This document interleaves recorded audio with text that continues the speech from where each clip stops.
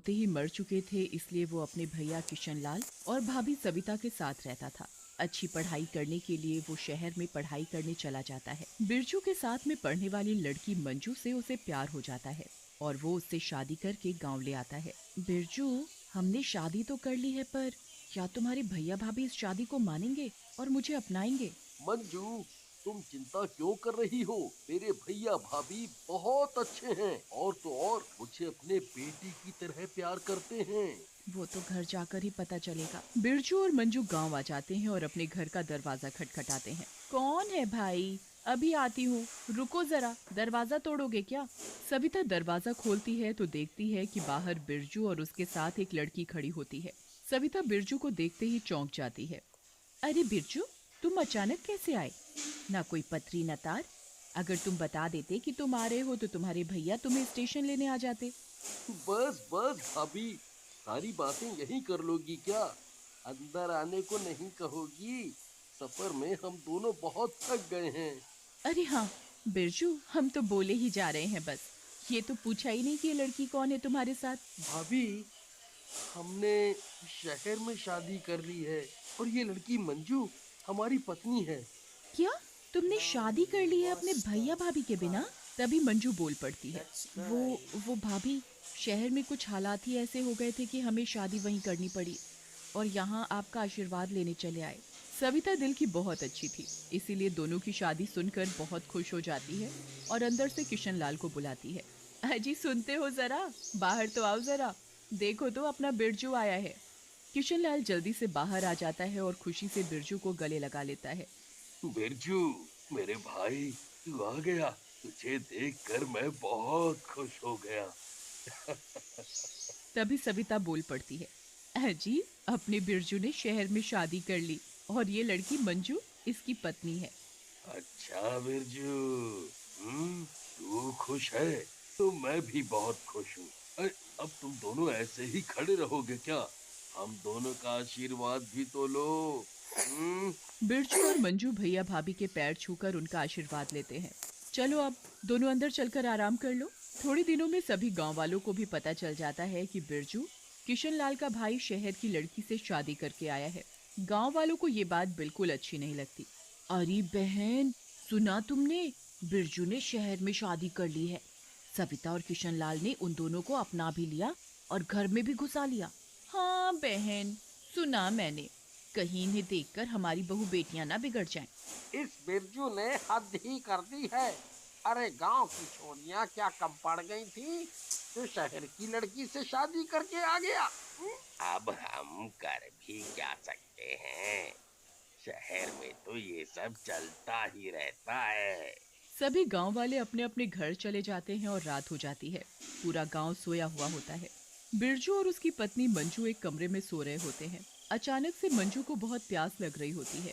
शरीर की थकावट की वजह से मंजू बिस्तर से उठ नहीं पाती है और नींद में ही पानी पानी बड़बड़ाती रहती है। पानी, पानी, बहुत प्यास लगी है, कोई पानी पिला दो मुझे, पानी चाहिए मुझे, मेरा गला सूख रहा है, पानी, पानी। मंजू इतनी गहरी नींद में सो रही होती है कि पानी पीने के लिए भी उठ नहीं पाती। अचानक से क्या होता है कि पानी की तड़प से उसके शरीर से उसकी आत्मा निकलकर पानी की तलाश में जाती है और वो रसोई में रखे मटके में से पानी पीने के लिए उसके अंदर घुस जाती है। तभी सविता आहट सुनकर उठ जाती है और रसोई में जाकर देखती है। अरे, ये मटके का ढक्कन किसने हटाया? शायद बिल्ली होगी, उसने हटा दिया होगा। ढक दूं, नहीं तो इसमें मक्खी मच्छर गिर जाएंगे। सविता मटके को ढककर वहां से चली जाती है और फिर सो जाती है। मंजू मटके के अंदर बंद हो जाती है और चिल्लाती रहती है। मुझे यहाँ किसने बंद किया? मुझे निकालो यहाँ से, मेरा यहाँ दम घुट रहा है। कोई है? बिरजू, बिरजू मुझे निकालो यहाँ से। मंजू की आत्मा की आवाज कोई नहीं सुनता। सुबह जब बिरजू सोकर उठता है और मंजू को उठाने की कोशिश करता है। हम्म, मंजू, उठो, सुबह हो गई। अरे मंजू, उठना नहीं है क्या? चलो उठो, उठो। कोई हलचल नहीं होती। बिरजू उसे हिलाता है उठाने के लिए, पर मंजू नहीं उठती। तो बिरजू बहुत घबरा जाता है और भाभी और भैया को आवाज लगाता है। भाभी, भैया, जल्दी आओ। देखो ना मंजू को क्या हो गया है। ये तो उठ ही नहीं रही है। कोई जवाब भी नहीं दे रही। आवाज सुनकर दोनों बाहर आ जाते हैं। क्या हुआ बिरजू, इतना चिल्ला क्यों रहे हो? हाँ, और घबराए हुए भी हो। क्या हुआ? भाभी, भैया, मंजू कुछ बोल नहीं रही। देखिए ना, क्या हो गया है उसे। हाय राम, मंजू तो मर चुकी है। नहीं, मेरी मंजू मर नहीं सकती। कल तक तो वो बहुत खुश थी। कल रात को तो हम दोनों ने बातें भी करी थी, फिर दोनों सो गए थे। भाभी, भाभी ऐसा मत बोलो, ऐसा मत बोलो। बिरजू, अपने आप को संभालो। अब मंजू इस दुनिया में नहीं रही। बिरजू बहुत रोता है तो रोने की आवाज सुनकर गांव वाले भी इकट्ठा हो जाते हैं। क्या हुआ भाई, इतना शोर क्यों हो रहा है और कौन रो रहा है? बिरजू रो रहा है। उसकी पत्नी मंजू अब इस दुनिया में नहीं रही। रात को ही पता नहीं क्या हुआ, सुबह वो मरी हुई मिली। ये तो बहुत बुरा हुआ भाई। कल ही तो बेचारा शादी करके लाया था और आज ये सब हो गया। अब क्या करना है भाई लोग? बिरजू की पत्नी का अंतिम संस्कार कर दो।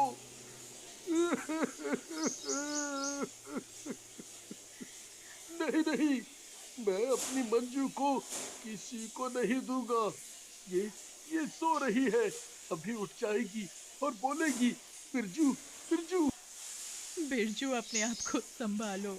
अब मंजू इस दुनिया में नहीं रही। अब उसका अंतिम संस्कार कर दो। फिर गांव के 4 लोग आकर मंजू को ले जाकर उसका अंतिम संस्कार कर देते हैं। बिरजू बहुत रोता है और किशनलाल और सविता उसे तसल्ली देने में लग जाते हैं। बिरजू, बिरजू, बिरजू। कौन, कौन? मंजू, मंजू ये तुम हो क्या? मंजू तुम कहाँ हो?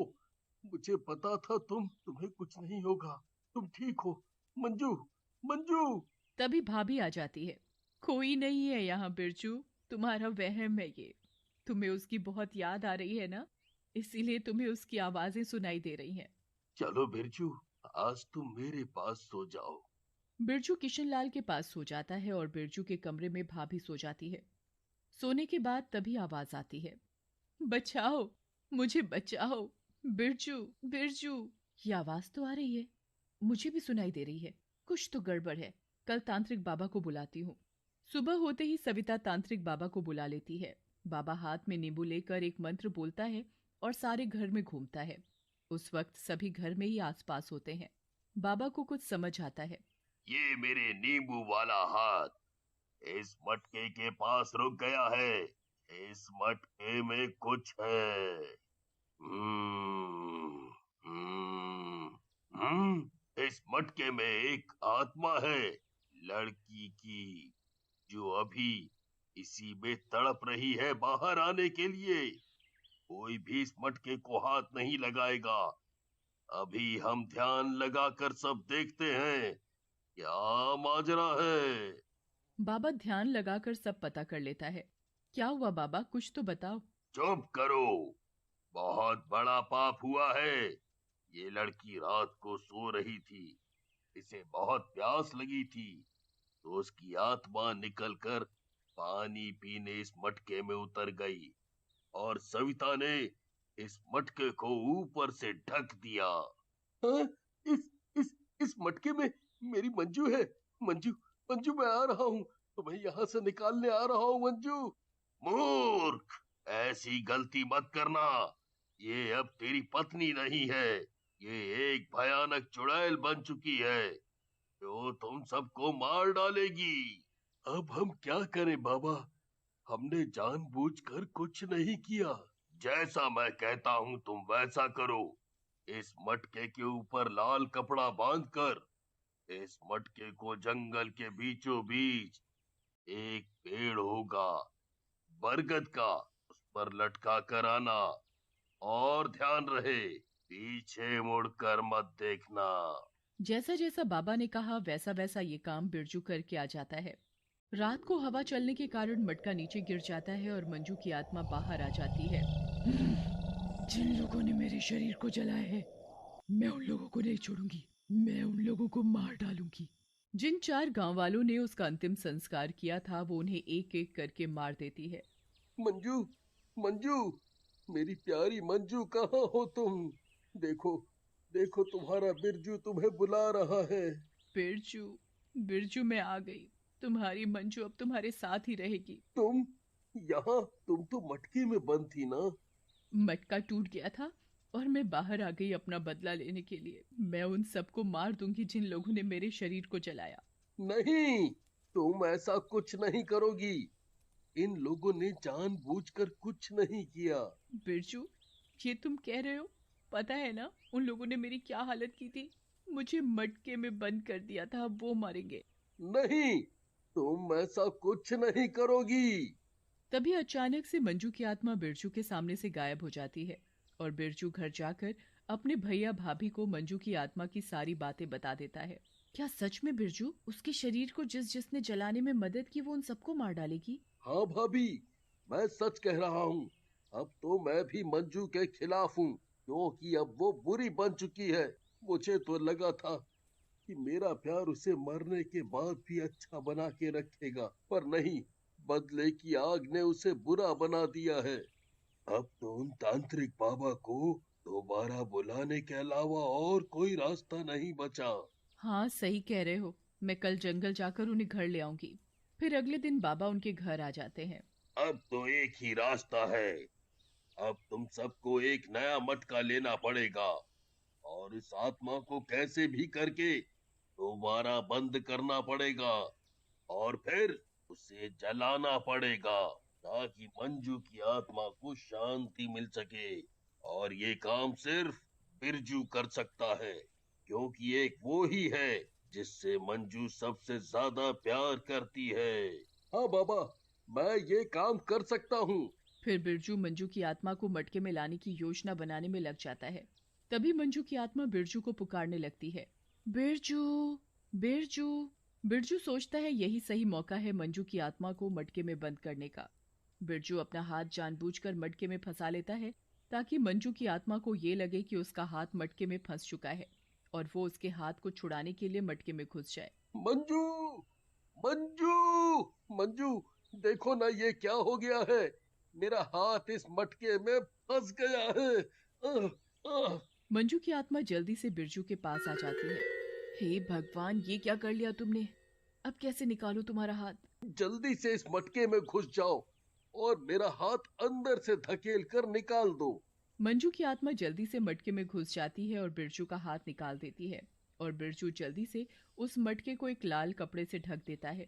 अंदर से मंजू की आत्मा बहुत चिल्लाती रहती है। ये क्या कर रहे हो? बिरजू, निकालो मुझे यहाँ से।